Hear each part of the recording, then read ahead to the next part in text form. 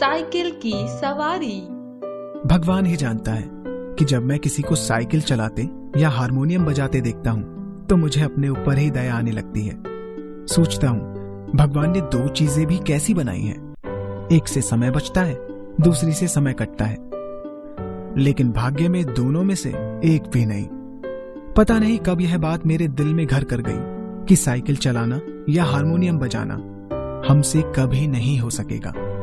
मेरे लड़के ने पता नहीं कब चुपचाप ये विद्याएं सीख ली। वह साइकिल पर सवार मेरे सामने से निकलता तो जी में आता कि चुल्लू भर पानी में डूब मरूं। सोचा आखिर साइकिल को चलाने में ऐसा मुश्किल भी क्या है। कूद कर चढ़ गए और लग गए पांव मारने। जब देखा कि कोई राह में खड़ा है तो टन टन करके घंटी बजा दी। ना हटा तो उसको गुस्से से देखते हुए साइड से निकल गए। मैंने निश्चय कर लिया कि चाहे जो हो जाए परवाह नहीं, साइकिल की सवारी तो हम जरूर करेंगे। दूसरे दिन मैंने अपने फटे पुराने कपड़े तलाश किए और उन्हें ले जाकर श्रीमती जी के सामने पटक दिया कि जरा इनकी मरम्मत कर दो। श्रीमती जी बोली, इनमें अब जान ही कहाँ है कि जो मरम्मत करूं। ये तो फेंक दिए थे, आप कहाँ से उठा लाए?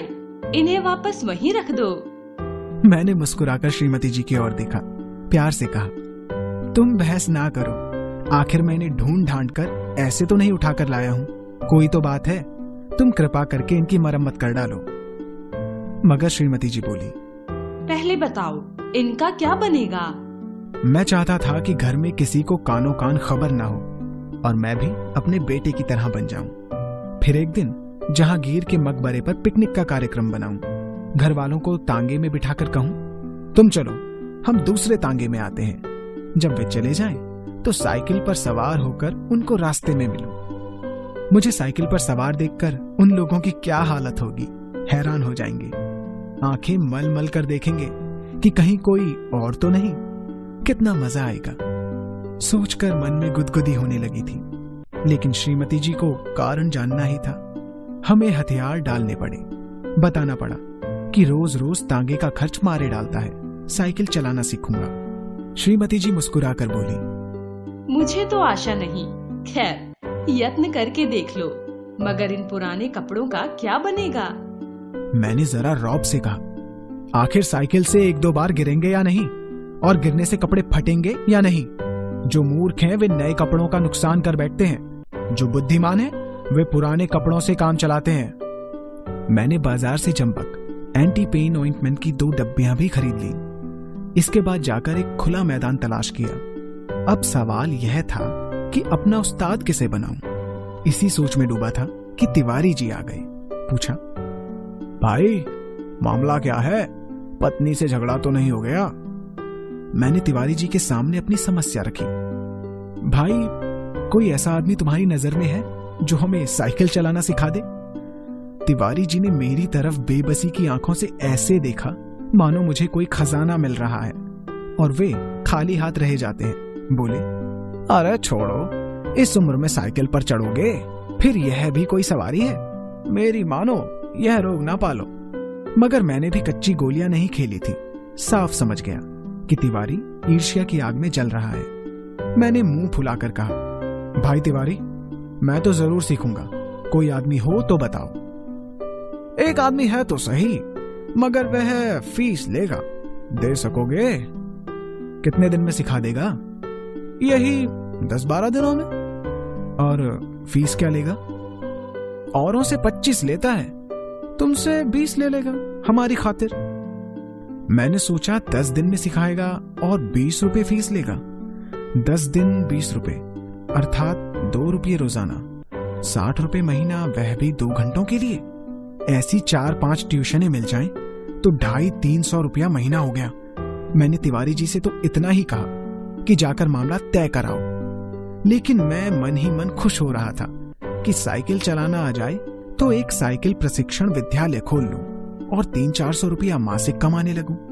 इधर तिवारी जी मामला तय करने गए, उधर मैंने यह शुभ समाचार जाकर श्रीमती जी को सुना दिया कि कुछ दिनों के बाद मैं एक ऐसा विद्यालय खोलने वाला हूं जिसमें 300-400 रुपए महीने की आमदनी होगी। श्रीमती जी बोली, इतनी उम्र हो गई पर यह छिछोरापन नहीं गया। पहले खुद तो सीख लो, दूसरों को सिखलाने चले हैं। मैंने नाराज होते हुए कहा, तुम्हारी यही बात बुरी है, हर काम में टोक देती हो। पहले तो हम सीखते या ना सीखते, पर अब हम जरूर सीखेंगे। तुम भी क्या कहोगी? श्रीमती जी बोली, मैं तो चाहती हूँ तुम हवाई जहाज चलाओ। यह साइकिल क्या चीज है, पर तुम्हारे स्वभाव से डर लगता है। एक बार गिरोगे तो देख लेना, साइकिल वहीं पर फेंक कर चले आओगे। इतने में तिवारी जी ने बाहर से आवाज दी। मैंने जाकर देखा तो उस्ताद साहब खड़े थे। मैंने शरीफ विद्यार्थियों के समान श्रद्धा से हाथ जोड़कर प्रणाम किया और चुपचाप खड़ा हो गया। तिवारी जी बोले, यह तो 20 रुपए पर मानते ही ना थे। बड़ी मुश्किल से मनाया है, पेश गिलेंगे। कहते हैं पीछे कोई नहीं देता। अरे भाई, हम देंगे। दुनिया लाख बुरी है, मगर फिर भी भले आदमियों से खाली नहीं है। यह 20 रुपया तो चीज ही क्या है। हम अपना धर्म लाखों के लिए भी ना गवाएंगे। बस एक बार हमें साइकिल चलाना सिखा दें, फिर देखो हम इनकी क्या क्या सेवा करते हैं। मगर उस्ताद जी नहीं माने। बोले, फीस पहले लेंगे, और यदि आपने नहीं सिखाया तो? नहीं सिखाया तो फीस लौटा देंगे, और यदि फीस ना लौटाई तो? इस पर तिवारी जी ने कहा, अरे साहब, क्या यह तिवारी मर गया है? शहर में रहना मुश्किल कर दूंगा। फीस लेकर भाग जाना कोई हंसी खेल है क्या? जब मुझे विश्वास हो गया कि इसमें कोई धोखा नहीं है, तो मैंने फीस के रुपये लाकर उस्ताद जी को भेंट कर दिए। कहा कि कल सुबह ही आ जाना। तिवारी जी और उस्ताद हर तरह से तसल्ली देकर चल पड़े। इतने में याद आया कि एक बात कहना तो मैं भूल ही गया। मैं नंगे पांव उनके पीछे भागा। वे बाजार में मिले, मुझे देखकर हैरान हुए। मैंने हाफते हुए कहा, उस्ताद, हम शहर के पास नहीं सीखेंगे। लॉरेंस बाग में जो मैदान है वहां सीखेंगे। वहां एक तो भूमि नरम है, चोट कम लगेगी, दूसरे वहां कोई देखेगा नहीं। दोनों ने मुझे ऊपर से नीचे यूं देखा मानो मैं पागल खाने से भागा हूं। मियां, यह तो सुबह भी बता सकते थे, नंगे पांव भागने की क्या जरूरत थी? उस्ताद ने कहा। अब रात को आराम की नींद कहां, बार बार चौंकता था कि कहीं सूरज तो नहीं निकल आया। सोता था तो साइकिल के सपने आते थे। एक बार मैंने देखा कि मैं साइकिल से गिरकर जख्मी हो गया हूं। दूसरी बार देखा कि मैं साइकिल पर सवार हूं। साइकिल अपने आप हवा में चल रही है और लोग मेरी तरफ आंखें फाड़ फाड़ कर देख रहे हैं। जब आंख खुली तो दिन निकल आया था। जल्दी से जाकर वे पुराने कपड़े पहन लिए। उस्ताद जी आ गए तो उन्होंने साइकिल संभाला और हमने जंबक की डिबिया। भगवान का नाम लेकर हम लॉरेंस बाग की ओर चले। अभी घर से निकले ही थे कि बिल्ली रास्ता काट गई और लड़के ने छींक दिया। क्या कहे, हमें बहुत क्रोध आया उस नामुराद लड़के पर। जी में आया एक चांटा मार दें, मगर क्या करते, दांत पीस कर रह गए। एक बार फिर भगवान का पावन नाम लिया और आगे बढ़े। पर बाजार में पहुंचकर देखा कि हर आदमी जो मेरी तरफ देखता है मुस्कुराता है। अब मैं हैरान था कि बात क्या है। सहसा मैंने देखा कि मैंने जल्दी और घबराहट में पजामा और अचकन दोनों उल्टे पहन लिए हैं और लोग इसी पर हंस रहे हैं। सिर मुंडाते ही औले पड़े। मैंने उस्ताद से माफी मांगी और घर लौट आया। इस प्रकार हमारा पहला दिन बेकार गया। दूसरे दिन फिर घर से निकले। रास्ते में उस्ताद साहब बोले, मैं जरा एक गिलास लस्सी पी लूं, आप जरा साइकिल को थामिए। उस्ताद साहब लस्सी पीने लगे तो मैंने साइकिल के पुर्जों की ऊपर से नीचे परीक्षा शुरू कर दी। फिर जी में कुछ आया तो उसका हैंडल पकड़कर जरा चलाने लगा, मगर 2 ही कदम चलने पर लगा जैसे साइकिल हमारे सीने पर चढ़ी आती है। मेरे सामने प्रश्न यह था कि क्या करना चाहिए, युद्ध क्षेत्र में डटा रहूं या हट जाऊं। सोच विचार के बाद यही निश्चय किया कि यह लोहे का घोड़ा है, इसके सामने बड़े बड़े नहीं ठहर सकते, मैं क्या चीज हूं। इसलिए मैंने साइकिल छोड़ दी और भगोड़े सिपाही की तरह पीछे हट गया। पर दूसरे क्षण साइकिल अपने पूरे जोर से मेरे पांव पर गिर गई और मेरी राम दुहाई पूरे बाजार में गूंजने लगी। उस्ताद साहब लस्सी छोड़कर दौड़े आए और दयावान लोग भी जमा हो गए। सबने मिलकर मेरा पांव साइकिल से निकाला। इस तरह दूसरे दिन मैं और मेरी साइकिल दोनों ही अपने घर से थोड़ी दूर पर जाकर जख्मी हो गए। मैं लंगड़ाते हुए घर लौट आया और साइकिल ठीक होने के लिए मिस्त्री की दुकान पर भेज दी गई। मगर हमारे साहस और धैर्य को देखिए कि फिर भी मैदान में आ डटे। कई बार गिरे, जख्म खाए, घुटने तुड़वाए, पर जी नहीं छोड़ा। 8-9 दिन में साइकिल चलाना सीख गया था, लेकिन उस पर चढ़ना नहीं आता था। कोई परोपकारी पुरुष सहारा देकर चढ़ा देता तो फिर लिए जाता था।